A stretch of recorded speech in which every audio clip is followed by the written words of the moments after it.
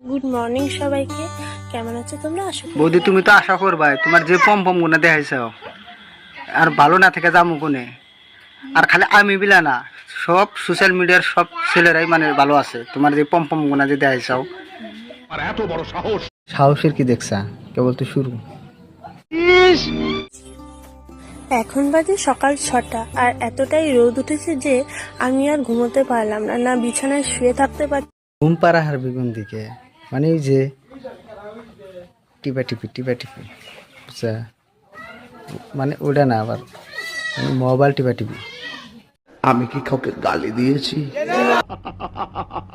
এই যে এরকম করা উচিত, বুঝছা? এই যে এরকম করা উচিত, দেখিস।